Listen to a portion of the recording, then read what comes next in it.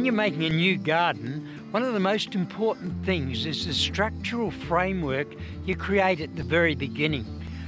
The layout, the soil and the microclimates you get from your plantings all play a big part, and if you get it right at the start, you'll have a great garden that looks good all year round.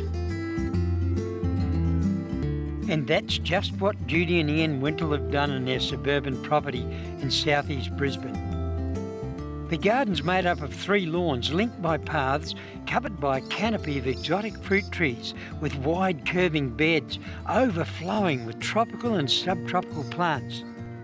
Ian, when you first came here, what was the soil like? Describe the scene when you first arrived here. The scene was a bare paddock that you couldn't even put a crowbar into. The soil was just solid clay.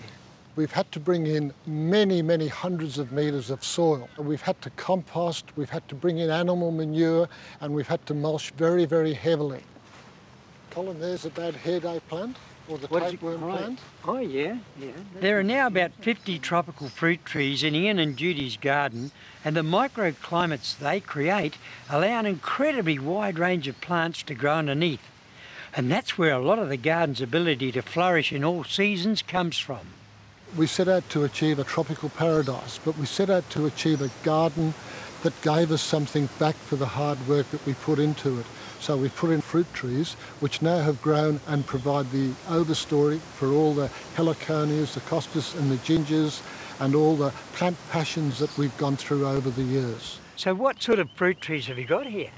Well, we have a lot of tropicals here now, the longan, the lychee, the black sapote. We also have custard apples and hog plums, or ambarella, which is a Pacific Island fruit, and soursopes.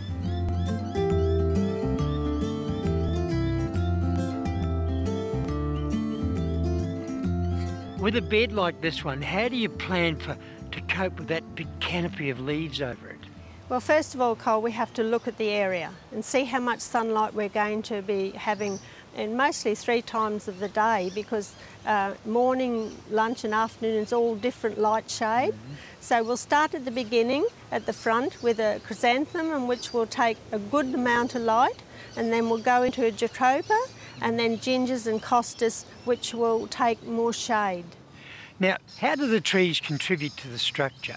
They provide the height and the different texture of leaves, and then they also define a nice area for the pathways. At ground level, the structure of this garden's really strong. The curved beds give a natural feel, while the many paths that link the separate areas make you want to explore every corner.